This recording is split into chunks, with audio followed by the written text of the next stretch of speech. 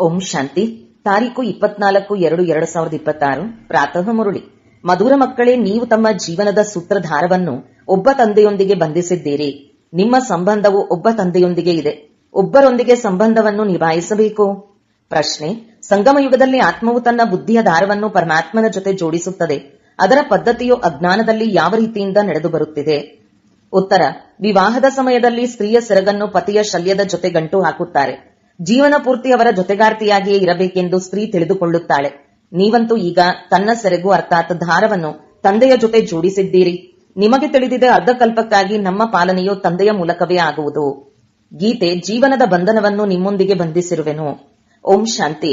ನೋಡಿ, ಗೀತೆಯಲ್ಲಿ ಹೇಳುತ್ತಾರೆ, ಜೀವನದ ಬಂಧನವನ್ನು ನಿಮ್ಮೊಂದಿಗೆ ಬಂಧಿಸಿರುವೆನು ಎಂದು. ಹೇಗೆ ಯಾವುದೇ ಕನ್ಯೆಯು ತನ್ನ ಜೀವನದ ದಾರವನ್ನು ಪತಿಯ ಜೊತೆ ಬಂಧಿಸುತ್ತಾಳೆ, ಜೀವನ ಪರ್ಯಂತ ಅವರ ಜೊತೆಗಾರನಾಗಿಯೇ ಇರಬೇಕು, ಅವರೇ ಪಾಲನೆ ಮಾಡಬೇಕೆಂದು ತಿಳಿಯುತ್ತಾಳೆ. ಕನ್ಯೆಯು ಅವರ ಪಾಲನೆ ಮಾಡಬೇಕೆಂದಲ್ಲ, ಜೀವನ ಪರ್ಯಂತ ಅವರೇ ಪಾಲನೆ ಮಾಡಬೇಕಾಗಿದೆ. ನೀವು ಮಕ್ಕಳು ಸಹ ಜೀವನ ಬಂಧನವನ್ನು ಬಂಧಿಸಿದ್ದೀರಿ.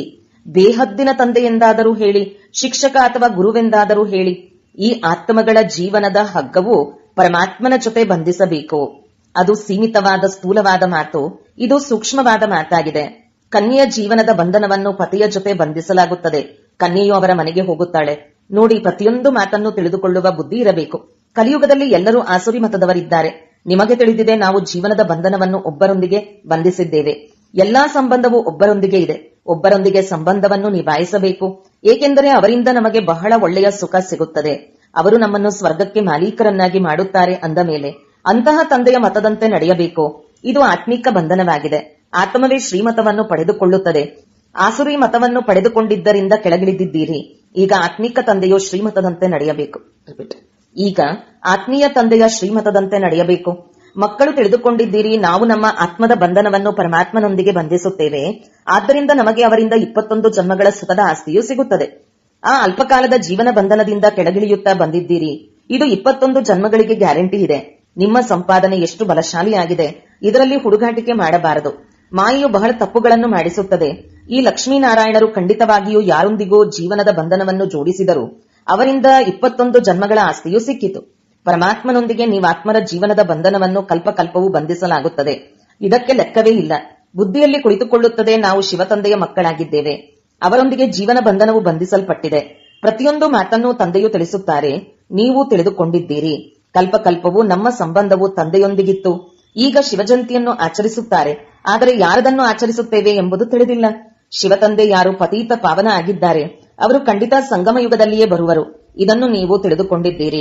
ಪ್ರಪಂಚದವರಿಗೆ ತಿಳಿದಿಲ್ಲ. ಆದ್ದರಿಂದ ಕೋಟಿಯಲ್ಲಿ ಕೆಲವರು ಎಂದು ಗಾಯನವಿದೆ. ಆದಿಸನಾತನ ದೇವಿ ದೇವತಾ ಧರ್ಮವು ಪ್ರಾಯಲೋಪವಾಗಿ ಬಿಟ್ಟಿದೆ. ಮತ್ತೆಲ್ಲಾ ಶಾಸ್ತ್ರ, ಕತೆ ಮೊದಲಾದವುಗಳಿವೆ. ಈ ಮೂಲ ಧರ್ಮವೇ ಇಲ್ಲ ಅಂದ ಮೇಲೆ ಹೇಗೆ ತಿಳಿದುಕೊಳ್ಳುವುದು? ಈಗ ನೀವು ಜೀವನ ಬಂಧನವನ್ನು ಬಂಧಿಸುತ್ತಿದ್ದೀರಿ. ಪರಮಾತ್ಮನ ಜೊತೆ ಆತ್ಮಗಳ ಅನುಬಂಧವೇರ್ಪಟ್ಟಿದೆ. ಇದರಲ್ಲಿ ಶರೀರದ ಯಾವುದೇ ಮಾತಿಲ್ಲ. ಬಲೆ ಮನೆಯಲ್ಲಿಯೇ ಕುಳಿತಿರಿ, ಕೇವಲ ಬುದ್ಧಿಯಿಂದ ನೆನಪು ಮಾಡಬೇಕು. ನೀವಾತ್ಮರ ಜೀವನ ಬಂಧನವು ಬಂಧಿಸಲ್ಪಟ್ಟಿದೆ. ಹೇಗೆ ಸರಗನ್ನು ಬಂಧಿಸುತ್ತಾರಲ್ಲವೇ, ಅದು ಸ್ಥೂಲವಾದ ಮಾತಾಗಿದೆ. ಇದು ಪರಮಾತ್ಮನ ಜೊತೆ ಆತ್ಮಗಳ ಬುದ್ಧಿಯೋಗವಾಗಿದೆ. ಭಾರತದಲ್ಲಿ ಶಿವಜಯಂತಿಯನ್ನು ಆಚರಿಸುತ್ತಾರೆ. ಆದರೆ ಅವರು ಯಾವಾಗ ಬಂದಿದ್ದರು ಎಂಬುದು ಯಾರಿಗೂ ತಿಳಿದಿಲ್ಲ. ಕೃಷ್ಣ ಜಯಂತಿ ಯಾವಾಗ, ರಾಮನ ಜಯಂತಿಯು ಯಾವಾಗ ಆಗುತ್ತದೆ ಎಂಬುದನ್ನು ತಿಳಿದುಕೊಂಡಿಲ್ಲ. ನೀವು ಮಕ್ಕಳು ತ್ರಿಮೂರ್ತಿ ಶಿವಜಯಂತಿ ಶಬ್ದವನ್ನು ಬರೆಯುತ್ತೀರಿ.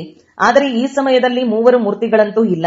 ಶಿವತಂದೆಯು ಬ್ರಹ್ಮರವರ ಮೂಲಕ ಸೃಷ್ಟಿಯನ್ನು ರಚಿಸುತ್ತಾರೆಂದು ನೀವು ಹೇಳುತ್ತೀರಿ. ಅಂದ ಮೇಲೆ ಬ್ರಹ್ಮನು ಖಂಡಿತವಾಗಿಯೂ ಸಾಕಾರದಲ್ಲಿ ಬೇಕಲ್ಲವೇ? ಬಾಕಿ ವಿಷ್ಣು ಮತ್ತು ಶಂಕರನು ಈ ಸಮಯದಲ್ಲಿ ಎಲ್ಲಿದ್ದಾರೆ? ಯಾರನ್ನು ನೀವು ತ್ರಿಮೂರ್ತಿ ಎಂದು ಹೇಳುತ್ತೀರಿ? ಇವು ಬಹಳ ತಿಳಿದುಕೊಳ್ಳುವ ಮಾತುಗಳಾಗಿವೆ. ತ್ರಿಮೂರ್ತಿಯ ಅರ್ಥವೇ ಆಗಿದೆ ಬ್ರಹ್ಮ, ವಿಷ್ಣು, ಶಂಕರ. ಬ್ರಹ್ಮನ ಮೂಲಕ ಸ್ಥಾಪನೆಯಂತೂ ಈ ಸಮಯದಲ್ಲಿ ಆಗುತ್ತದೆ. ವಿಷ್ಣುವಿನ ಮೂಲಕ ಸತ್ಯಯುಗದಲ್ಲಿ ಪಾಲನೆಯಾಗುವುದು. ವಿನಾಶದ ಕಾರ್ಯವಂತೂ ಅಂತಿಮದಲ್ಲಿ ಆಗುವುದು. ಭಾರತದ ಈ ಆದಿಸನಾತನ ದೇವಿ ದೇವತಾ ಧರ್ಮವು ಒಂದೇ ಆಗಿದೆ. ಆ ಧರ್ಮಪಿತರೆಲ್ಲರೂ ಅವರವರ ಧರ್ಮ ಸ್ಥಾಪನೆ ಮಾಡಲು ಬರುತ್ತಾರೆ. ಇವರು ಧರ್ಮಸ್ಥಾಪನೆ ಮಾಡಿದರು ಮತ್ತು ಅವರ ಸಂವತ್ಸರವೂ ಇದಾಗಿದೆ. ಇಂತಹ ಸಮಯದಲ್ಲಿ ಇಂತಹ ಧರ್ಮವನ್ನು ಸ್ಥಾಪನೆ ಮಾಡಿದರೆಂದು ಪ್ರತಿಯೊಬ್ಬರೂ ತಿಳಿದುಕೊಂಡಿದ್ದಾರೆ. ಆದರೆ ಭಾರತದ ಬಗ್ಗೆ ಯಾರೂ ತಿಳಿದುಕೊಂಡಿಲ್ಲ. ಗೀತಾ ಜಯಂತಿ, ಶಿವಜಯಂತಿಯು ಯಾವಾಗ ಆಯಿತೆಂದು ಯಾರಿಗೂ ತಿಳಿದಿಲ್ಲ. ಕೃಷ್ಣ ಮತ್ತು ರಾಧೆಯ ಆಯಸ್ಸಿನಲ್ಲಿ 2-3 ವರ್ಷಗಳ ಅಂತರವಿರಬಹುದು. ಮೊದಲು ಕೃಷ್ಣನು ಜನ್ಮ ಪಡೆದುಕೊಂಡಿರುವನು. ಸತ್ಯಯುಗದಲ್ಲಿ ಯಾವುದೋ ಜನ್ಮದಲ್ಲಿ ಕೃಷ್ಣನ ಜನ್ಮವಾಗಿರಬೇಕು. ಆದರೆ ಸತ್ಯಯುಗವು ಯಾವಾಗ ಇತ್ತು ಎಂಬುದನ್ನು ಯಾರೂ ತಿಳಿದುಕೊಂಡಿಲ್ಲ. ನಿಮಗೂ ಸಹ ತಿಳಿದುಕೊಳ್ಳುವುದರಲ್ಲಿ ಬಹಳ ವರ್ಷಗಳು ಹಿಡಿಸಿವೆ. 2 ದಿನಗಳಲ್ಲಿ ಎಷ್ಟೆಂದು ತಿಳಿದುಕೊಳ್ಳುತ್ತಾರೆ? ತಂದೆಯಂತೂ ಬಹಳ ಸಹಜವಾಗಿ ತಿಳಿಸುತ್ತಾರೆ. ಅವರು ಬೇಹದ್ದಿನ ತಂದೆಯಾಗಿದ್ದಾರೆ. ಅವಶ್ಯಕವಾಗಿ ಅವರಿಂದ ಎಲ್ಲರಿಗೆ ಆಸ್ತಿ ಸಿಗಬೇಕಲ್ಲವೇ? ಓ ಗಾಡ್ ಫಾದರ್ ಎಂದು ಹೇಳಿ ನೆನಪು ಮಾಡುತ್ತಾರೆ. ಲಕ್ಷ್ಮೀನಾರಾಯಣರ ಮಂದಿರವಿದೆ, ಇವರು ಸ್ವರ್ಗದಲ್ಲಿ ರಾಜ್ಯ ಮಾಡುತ್ತಿದ್ದರು. ಆದರೆ ಅವರಿಗೆ ಈ ಆಸ್ತಿಯನ್ನು ಯಾರು ಕೊಟ್ಟರು? ಅವಶ್ಯಕವಾಗಿ ಸ್ವರ್ಗದ ರಚಯಿತನೇ ಕೊಟ್ಟಿರುವರು. ಆದರೆ ಯಾವಾಗ ಹೇಗೆ ಕೊಟ್ಟರು ಎಂಬುದನ್ನು ಯಾರೂ ತಿಳಿದುಕೊಂಡಿಲ್ಲ. ನೀವು ಮಕ್ಕಳು ತಿಳಿದುಕೊಂಡಿದ್ದೀರಿ, ಸತ್ಯಯುಗವಿದ್ದಾಗ ಮತ್ಯಾವುದೇ ಧರ್ಮವಿರಲಿಲ್ಲ. ಸತ್ಯಯುಗದಲ್ಲಿ ನಾವು ಪವಿತ್ರರಾಗಿದ್ದೆವು, ಕಲಿಯುಗದಲ್ಲಿ ಪತೀತರಾಗಿದ್ದೇವೆ ಅಂದ ಮೇಲೆ ಸಂಗಮದಲ್ಲಿ ಜ್ಞಾನವನ್ನು ಕೊಟ್ಟಿರಬೇಕು. ಸತ್ಯಯುಗದಲ್ಲ, ಅಲ್ಲಂತೂ ಪ್ರಾರಬ್ಧವಿರುತ್ತದೆ. ಅವಶ್ಯಕವಾಗಿ ಮೊದಲ ಜನ್ಮದಲ್ಲಿ ಜ್ಞಾನ ತೆಗೆದುಕೊಂಡಿರಬೇಕು. ನೀವು ಸಹ ಈಗ ತೆಗೆದುಕೊಳ್ಳುತ್ತಿದ್ದೀರಿ. ನಿಮಗೆ ತಿಳಿದಿದೆ, ಆದಿ ಸನಾತನ ದೇವಿ ದೇವತಾ ಧರ್ಮದ ಸ್ಥಾಪನೆಯನ್ನು ತಂದೆಯೇ ಬಂದು ಮಾಡುವರು. ಕೃಷ್ಣನಂತೂ ಸತ್ಯಯುಗದಲ್ಲಿದ್ದನು, ಅವನಿಗೆ ಈ ಪ್ರಾರಬ್ಧವು ಎಲ್ಲಿಂದ ಸಿಕ್ಕಿತು? ಲಕ್ಷ್ಮೀನಾರಾಯಣರೇ ರಾಧಾಕೃಷ್ಣರಾಗಿದ್ದರು. ಇದನ್ನು ಯಾರೂ ತಿಳಿದುಕೊಂಡಿಲ್ಲ. ತಂದೆಯು ತಿಳಿಸುತ್ತಾರೆ, ಯಾರು ಕಲ್ಪದ ಹಿಂದೆ ತಿಳಿದುಕೊಂಡಿದ್ದರೋ ಅವರೇ ತಿಳಿದುಕೊಳ್ಳುತ್ತಾರೆ. ಈಗ ಸಸಿಯ ನಾಟಿಯಾಗುತ್ತಿದೆ, ಬಹಳ ಮಧುರ ವೃಕ್ಷದ ನಾಟಿಯಾಗುತ್ತಿದೆ. ನೀವು ತಿಳಿದುಕೊಂಡಿದ್ದೀರಿ, ಇಂದಿಗೆ 5,000 ವರ್ಷಗಳ ಮೊದಲು ಸಹ ತಂದೆಯು ಬಂದು ಮನುಷ್ಯರಿಂದ ದೇವತೆಗಳನ್ನಾಗಿ ಮಾಡಿದ್ದರು. ನೀವೀಗ ವರ್ಗಾವಣೆಯಾಗುತ್ತಿದ್ದೀರಿ. ಮೊದಲು ಬ್ರಾಹ್ಮಣರಾಗಬೇಕು. ಬಾಜೋಲಿಯನ್ನು ಆಡುವಾಗ ಶಿಕೆಯು ಅವಶ್ಯಕವಾಗಿ ಮೇಲೆ ಬರುತ್ತದೆ. ಅವಶ್ಯಕವಾಗಿ ನಾವೀಗ ಬ್ರಾಹ್ಮಣರಾಗಿದ್ದೇವೆ. ಯಜ್ಞದಲ್ಲಂತೂ ಬ್ರಾಹ್ಮಣರು ಖಂಡಿತ ಬೇಕು. ಇದು ಶಿವ ಅಥವಾ ರುದ್ರ ಯಜ್ಞವಾಗಿದೆ. ರುದ್ರ ಜ್ಞಾನ ಯಜ್ಞವೆಂದು ಹೇಳಲಾಗುತ್ತದೆ. ಕೃಷ್ಣನು ಯಜ್ಞವನ್ನು ರಚಿಸಲಿಲ್ಲ. ಈ ರುದ್ರಜ್ಞಾನ ಯಜ್ಞದಿಂದ ವಿನಾಶದ ಜ್ವಾಲೆ ಪ್ರಜ್ವಲಿತವಾಗುತ್ತದೆ. ಶಿವತಂದೆಯ ಯಜ್ಞವು ಪತೀತರನ್ನು ಪಾವನ ಮಾಡುವುದಕ್ಕಾಗಿಯೇ ಇದೆ. ರುದ್ರ ಶಿವತಂದೆಯು ನಿರಾಕಾರನಾಗಿದ್ದಾರೆ. ಅವರು ಯಜ್ಞವನ್ನು ಹೇಗೆ ರಚಿಸುವರು? ಎಲ್ಲಿಯವರೆಗೆ ಮನುಷ್ಯ ತನುವಿನಲ್ಲಿ ಬರುವುದಿಲ್ಲವೋ ಅಲ್ಲಿಯವರೆಗೆ ಹೇಗೆ ರಚಿಸುವರು? ಮನುಷ್ಯರೇ ಯಜ್ಞವನ್ನು ರಚಿಸುತ್ತಾರೆ. ಸೂಕ್ಷ್ಮ ಅಥವಾ ಮೂಲವತನದಲ್ಲಿ ಈ ಮಾತುಗಳು ಇರುವುದಿಲ್ಲ. ತಂದೆಯು ತಿಳಿಸುತ್ತಾರೆ, ಇದು ಸಂಗಮ ಯುಗವಾಗಿದೆ. ಲಕ್ಷ್ಮೀನಾರಾಯಣರ ರಾಜ್ಯವಿದ್ದಾಗ ಸತ್ಯಯುಗವಿತ್ತು. ಈಗ ಪುನಃ ನೀವು ಈ ರೀತಿಯಾಗುತ್ತಿದ್ದೀರಿ. ಆತ್ಮಗಳ ಈ ಜೀವನದ ಬಂಧನವು ಪರಮಾತ್ಮನ ಜೊತೆ ಇದೆ. ಈ ಬಂಧನವನ್ನು ಏಕೆ ಬಂಧಿಸಿದ್ದೀರಿ? ಸದಾ ಸುಖದ ಆಸ್ತಿಯನ್ನು ಪಡೆಯುವುದಕ್ಕಾಗಿ. ನಿಮಗೆ ತಿಳಿದಿದೆ, ಬೇಹದ್ದಿನ ತಂದೆಯ ಮೂಲಕ ನಾವು ಈ ಲಕ್ಷ್ಮೀನಾರಾಯಣರಾಗುತ್ತೇವೆ. ತಂದೆಯು ತಿಳಿಸಿದ್ದಾರೆ, ನೀವೇ ದೇವಿ ದೇವತಾ ಧರ್ಮದವರಾಗಿದ್ದಿರಿ. ನಿಮ್ಮ ರಾಜ್ಯವಿತ್ತು. ನಂತರ ನೀವು ಪುನರ್ಜನ್ಮವನ್ನು ಪಡೆದುಕೊಳ್ಳುತ್ತಾ ಕ್ಷತ್ರಿಯ ಧರ್ಮದಲ್ಲಿ ಬಂದಿರಿ. ಸೂರ್ಯವಂಶಿ ರಾಜ್ಯವು ಹೊರಟು ಹೋಯಿತು, ಚಂದ್ರವಂಶಿಯರು ಬಂದರು. ನಿಮಗೆ ತಿಳಿದಿದೆ, ನಾವು ಹೇಗೆ ಚಕ್ರವನ್ನು ಸುತ್ತುತ್ತೇವೆ. ಇಷ್ಟಿಷ್ಟು ಜನ್ಮಗಳನ್ನು ಪಡೆದುಕೊಂಡೆವು.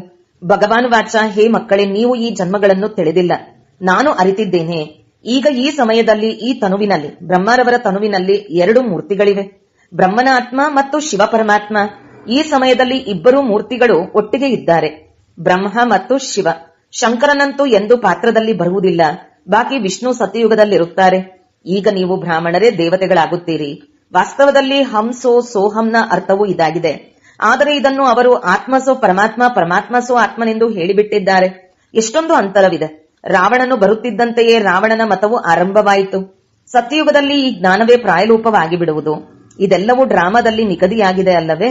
ಆಗಲೇ ತಂದೆಯು ಬಂದು ಸ್ಥಾಪನೆ ಮಾಡುವರು. ಈಗ ಸಂಗಮ ಯುಗವಾಗಿದೆ. ತಂದೆಯು ತಿಳಿಸುತ್ತಾರೆ, ನಾನು ಕಲ್ಪಕಲ್ಪವು ಕಲ್ಪದ ಸಂಗಮ ಯುಗದಲ್ಲಿ ಬಂದು ನಿಮ್ಮನ್ನು ಮನುಷ್ಯರಿಂದ ದೇವತೆಗಳನ್ನಾಗಿ ಮಾಡುತ್ತೇನೆ. ಜ್ಞಾನ ಯಜ್ಞವನ್ನು ರಚಿಸುತ್ತೇನೆ. ಉಳಿದಂತೆ ಏನೆಲ್ಲವೂ ಇದೆಯೋ ಈ ಯಜ್ಞದಲ್ಲೇ ಸ್ವಾಹ ಆಗಿ ಬಿಡುವುದು. ಈ ವಿನಾಶ ಜ್ವಾಲೆಯೋ ಈ ಯಜ್ಞದಿಂದಲೇ ಪ್ರಜ್ವಲಿತವಾಗುವುದು. ಪತೀತ ಪ್ರಪಂಚದ ವಿನಾಶವಾಗುವುದು. ಇಲ್ಲದಿದ್ದರೆ ಪಾವನ ಪ್ರಪಂಚವು ಹೇಗಾಗುತ್ತದೆ? ಪತೀತ ಪಾವನ ಬನ್ನಿ ಎಂದು ನೀವು ಹೇಳುತ್ತೀರಿ ಅಂದ ಮೇಲೆ ಪತೀತ ಪ್ರಪಂಚ ಪಾವನ ಪ್ರಪಂಚ ಒಟ್ಟಿಗೆ ಇರುವುದೇ? ಪತೀತ ಪ್ರಪಂಚದ ವಿನಾಶವಾಗುವುದು. ಇದರಲ್ಲಿ ಖುಷಿಯಾಗಬೇಕು. ಕಲ್ಪದ ಹಿಂದೆಯೂ ಮಹಾಭಾರತ ಯುದ್ಧವಾಗಿತ್ತು. ಇದರಿಂದ ಸ್ವರ್ಗದ ಬಾಗಿಲು ತೆರೆಯಿತು. ಹೇಳುತ್ತಾರೆ, ಇದು ಅದೇ ಮಹಾಭಾರತ ಯುದ್ಧವಾಗಿದೆ ಎಂದು. ಇದು ಒಳ್ಳೆಯದೇ ಆಗಿದೆ. ಪತೀತ ಪ್ರಪಂಚವು ಸಮಾಪ್ತಿಯಾಗುವುದು. ಶಾಂತಿಗಾಗಿ ತಲೆಕಡಿಸಿಕೊಳ್ಳುವ ಅವಶ್ಯಕತೆ ಏನಿದೆ? ಈಗ ನಿಮಗೆ ಯಾವ 3ನೇ ನೇತ್ರವು ಸಿಕ್ಕಿದೆ, ಅದು ಯಾರಿಗೂ ಇಲ್ಲ. ನಾವು ಬೇಹದ್ದಿನ ತಂದೆಯಿಂದ ಪುನಃ ಆಸ್ತಿಯನ್ನು ಪಡೆದುಕೊಳ್ಳುತ್ತಿದ್ದೇವೆ ಎಂದು ನೀವು ಮಕ್ಕಳಿಗೆ ಖುಷಿಯಾಗಬೇಕು. ಬಾಬಾ, ನಾವು ಅನೇಕ ಬಾರಿ ತಮ್ಮಿಂದ ಆಸ್ತಿಯನ್ನು ಪಡೆದುಕೊಂಡಿದ್ದೇವೆ. ರಾವಣನು ಶಾಪ ಕೊಟ್ಟನು. ಈ ಮಾತುಗಳನ್ನು ನೆನಪು ಮಾಡಿಕೊಳ್ಳುವುದು ಸಹಜವಾಗಿದೆ. ಉಳಿದೆಲ್ಲವೂ ದಂತಕಥೆಗಳಾಗಿವೆ. ನಿಮ್ಮನ್ನು ಇಷ್ಟು ಸಾಹುಕಾರನನ್ನಾಗಿ ಮಾಡಿದೆನು, ಮತ್ತೆ ಏಕೆ ಬಡವರಾದಿರಿ? ಇದೆಲ್ಲವೂ ಡ್ರಾಮಾದಲ್ಲಿ ನಿಗದಿಯಾಗಿದೆ. ಜ್ಞಾನ, ಭಕ್ತಿ, ವೈರಾಗ್ಯವೆಂದು ಗಾಯನವಿದೆ. ಯಾವಾಗ ಜ್ಞಾನವು ಸಿಗುವುದೋ ಆಗ ಭಕ್ತಿಯೊಂದಿಗೆ ವೈರಾಗ್ಯ ಬರುತ್ತದೆ. ನಿಮಗೆ ಜ್ಞಾನ ಸಿಕ್ಕಿತು, ಆಗ ಭಕ್ತಿಯೊಂದಿಗೆ ವೈರಾಗ್ಯ ಉಂಟಾಯಿತು. ಇಡೀ ಹಳೆಯ ಪ್ರಪಂಚದೊಂದಿಗೆ ವೈರಾಗ್ಯ. ಇದಂತೂ ಸ್ಮಶಾನವಾಗಿದೆ. 84 ಜನ್ಮಗಳ ಚಕ್ರವನ್ನು ಸುತ್ತಿದ್ದೀರಿ. ಈಗ ಮನೆಗೆ ಹೋಗಬೇಕು. ನನ್ನನ್ನು ನೆನಪು ಮಾಡಿದರೆ ನನ್ನ ಬಳಿ ಬಂದು ಬಿಡುತ್ತೀರಿ. ವಿಕರ್ಮಗಳು ವಿನಾಶವಾಗುತ್ತವೆ. ಮತ್ಯಾವುದೇ ಉಪಾಯವಿಲ್ಲ. ಯೋಗಾಗ್ನಿಯಿಂದಲೇ ಪಾಪವು ಭಸ್ಮವಾಗುತ್ತದೆ. ಗಂಗಾ ಸ್ನಾನದಿಂದ ಆಗುವುದಿಲ್ಲ. ತಂದೆಯು ತಿಳಿಸುತ್ತಾರೆ, ಮಾಯು ನಿಮ್ಮನ್ನು ಮೂರ್ಖರನ್ನಾಗಿ ಮಾಡಿಬಿಟ್ಟಿದೆ. ಏಪ್ರಿಲ್ ಫೂಲ್ ಎಂದು ಹೇಳುತ್ತಾರಲ್ಲವೇ? ಈಗ ನಾನು ನಿಮ್ಮನ್ನು ಲಕ್ಷ್ಮೀನಾರಾಯಣರ ರೀತಿ ಮಾಡಲು ಬಂದಿದ್ದೇನೆ. ಚಿತ್ರಗಳಂತೂ ಬಹಳ ಚೆನ್ನಾಗಿದೆ. ಇಂದು ನಾವು ಹೇಗಿದ್ದೇವೆ, ನಾಳೆ ಏನಾಗುತ್ತೇವೆ. ಆದರೆ ಮಾಯು ಕಡಿಮೆ ಇಲ್ಲ. ಮಾಯು ತಂದೆಯೊಂದಿಗೆ ಅನುಬಂಧ ಇರುವುದಕ್ಕೆ ಬಿಡುವುದಿಲ್ಲ. ಎಳೆದಾಟವಾಗುತ್ತದೆ. ನಾವು ತಂದೆಯನ್ನು ನೆನಪು ಮಾಡುತ್ತೇವೆ, ಮತ್ತೇನಾಗುತ್ತದೆಯೋ ಗೊತ್ತಿಲ್ಲ, ಮರೆತು ಹೋಗುತ್ತೇವೆ. ಇದರಲ್ಲಿ ಪರಿಶ್ರಮವಿದೆ. ಆದ್ದರಿಂದ ಭಾರತದ ಪ್ರಾಚೀನ ಯೋಗವು ಪ್ರಸಿದ್ಧವಾಗಿದೆ. ಅವರಿಗೆ ಆಸ್ತಿಯನ್ನು ಯಾರು ಕೊಟ್ಟರೆಂಬುದು ಯಾರಿಗೂ ತಿಳಿದಿಲ್ಲ. ತಂದೆಯು ತಿಳಿಸುತ್ತಾರೆ, ಮಕ್ಕಳೇ, ನಾನು ನಿಮಗೆ ಪುನಃ ಆಸ್ತಿಯನ್ನು ಕೊಡಲು ಬಂದಿದ್ದೇನೆ.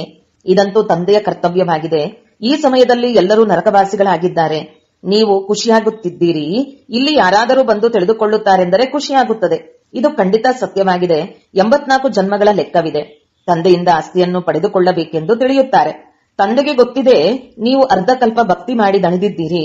ಮಧುರ ಮಕ್ಕಳೇ, ತಂದೆಯು ನಿಮ್ಮ ದಣಿವೆಲ್ಲವನ್ನೂ ದೂರ ಮಾಡುತ್ತಾರೆ. ಈಗ ಭಕ್ತಿಯ ಅಂಧಕಾರ ಮಾರ್ಗವು ಮುಕ್ತಾಯವಾಗುತ್ತದೆ. ಈ ದುಃಖಧಾಮವೆಲ್ಲಿ, ಆ ಸುಖಧಾಮವೆಲ್ಲಿ? ನಾನು ದುಃಖಧಾಮವನ್ನು ಸುಖಧಾಮವನ್ನಾಗಿ ಮಾಡಲು ಕಲ್ಪದ ಸಂಗಮ ಯುಗದಲ್ಲಿ ಬರುತ್ತೇನೆ. ತಂದೆಯ ಪರಿಚಯವನ್ನು ಕೊಡಬೇಕು. ತಂದೆಯು ಬೇಹದ್ದಿನ ಆಸ್ತಿಯನ್ನು ಕೊಡುವವರಾಗಿದ್ದಾರೆ. ಒಬ್ಬ ತಂದೆಯದೇ ಮಹಿಮೆ ಇದೆ. ಶಿವ ತಂದೆ ಇಲ್ಲದಿದ್ದರೆ ನಿಮ್ಮನ್ನು ಯಾರು ಪಾವನ ಮಾಡುವರು? ಡ್ರಾಮಾದಲ್ಲಿ ಎಲ್ಲವೂ ನಿಗದಿಯಾಗಿದೆ. ಹೇ ಪತೀತ ಪಾವನ, ಬನ್ನಿ ಎಂದು ಕಲ್ಪಕಲ್ಪವೂ ನೀವು ನನ್ನನ್ನು ಕರೆಯುತ್ತೀರಿ. ಶಿವ ಜಯಂತಿ ಇದೆ. ಬ್ರಹ್ಮನು ಸ್ವರ್ಗದ ಸ್ಥಾಪನೆ ಮಾಡಿದರೆಂದು ಹೇಳುತ್ತಾರೆ. ಅಂದ ಮೇಲೆ ಶಿವನು ಏನು ಮಾಡಿದರು? ಯಾವ ಕಾರಣ ಶಿವ ಜಯಂತಿಯನ್ನು ಆಚರಿಸುತ್ತಾರೆ? ಏನನ್ನೂ ತಿಳಿದುಕೊಂಡಿಲ್ಲ. ನಿಮ್ಮ ಬುದ್ಧಿಯಲ್ಲಿ ಒಮ್ಮೆಲೆ ಜ್ಞಾನವು ಕುಳಿತುಕೊಂಡು ಬಿಡಬೇಕು. ಜೀವನ ಬಂಧನವನ್ನು ಒಬ್ಬ ತಂದೆಯೊಂದಿಗೆ ಬಂಧಿಸಿದ್ದೀರಿ. ಅಂದ ಮೇಲೆ ಮತ್ಯಾರ ಜೊತೆಯಲ್ಲಿಯೂ ಬಂಧಿಸಬೇಡಿ. ಇಲ್ಲವಾದರೆ ಕೆಳಗೆ ಬೀಳುತ್ತೀರಿ. ಪಾರಲೌಕಿಕ ತಂದೆಯು ಬಹಳ ಸಾಧಾರಣವಾಗಿದ್ದಾರೆ. ಯಾವುದೇ ಆಡಂಬರವಿಲ್ಲ. ಆ ತಂದೆಯರಂತೂ ಮೋಟರುಗಳಲ್ಲಿ, ವಿಮಾನಗಳಲ್ಲಿ ಸುತ್ತಾಡುತ್ತಾರೆ. ಈ ಬೇಹದ್ದಿನ ತಂದೆಯು ತಿಳಿಸುತ್ತಾರೆ, ನಾನು ಪತೀತ ಪ್ರಪಂಚ, ಪತೀತ ಶರೀರದಲ್ಲಿ ಮಕ್ಕಳ ಸೇವೆ ಮಾಡಲು ಬಂದಿದ್ದೇನೆ. ಹೇ ಅವಿನಾಶಿ ಸರ್ಜನ್, ಬನ್ನಿ, ಬಂದು ನಮಗೆ ಇಂಜೆಕ್ಷನ್ ಕೊಡಿ ಎಂದು ಕರೆದಿದ್ದೀರಿ. ಈಗ ಇಂಜೆಕ್ಷನ್ ಕೊಡುತ್ತಿದ್ದಾರೆ. ಈಗ ತಂದೆಯು ತಿಳಿಸುತ್ತಾರೆ, ನನ್ನೊಂದಿಗೆ ಬುದ್ಧಿಯೋಗವನ್ನಿಡಿ, ಆಗ ನಿಮ್ಮ ಪಾಪಗಳು ಭಸ್ಮವಾಗುತ್ತದೆ. ತಂದೆಯು 63 ಜನ್ಮಗಳ ದುಃಖಹರ್ತ, 21 ಜನ್ಮಗಳ ಸುಖಕರ್ತನಾಗಿದ್ದಾರೆ. ಒಳ್ಳೆಯದು. ಮಧುರಾತಿ ಮಧುರ ಅಗಲಿ ಹೋಗಿ ಮರಳಿ ಸಿಕ್ಕಿರುವ ಮಕ್ಕಳ ಪ್ರತಿ ಮಾತಾಪಿತಾ ಬಾಬ್ದಾದರವರ ನೆನಪು, ಪ್ರೀತಿ ಹಾಗೂ ಸುಪ್ರಭಾತ. ಆತ್ಮೀಯ ಮಕ್ಕಳಿಗೆ ಆತ್ಮೀಯ ತಂದೆಯ ಧಾರಣೆಗಾಗಿ ಮುಖ್ಯ ಸಾರ. 1. ತಮ್ಮ ಬುದ್ಧಿಯ ಆತ್ಮೀಕ ಸೂತ್ರಧಾರವನ್ನು ಒಬ್ಬ ತಂದೆಯೊಂದಿಗೆ ಬಂಧಿಸಬೇಕು. ಒಬ್ಬರ ಶ್ರೀಮತಕ್ಕನುಸಾರವೇ ನಡೆಯಬೇಕು. 2. ನಾವು ಬಹಳ ಮಧುರ ವೃಕ್ಷದ ನಾಟಿ ಮಾಡುತ್ತಿದ್ದೇವೆ. ಆದ್ದರಿಂದ ಸ್ವಯಂವನ್ನು ಬಹಳ ಬಹಳ ಮಧುರ ಮಾಡಿಕೊಳ್ಳಬೇಕು.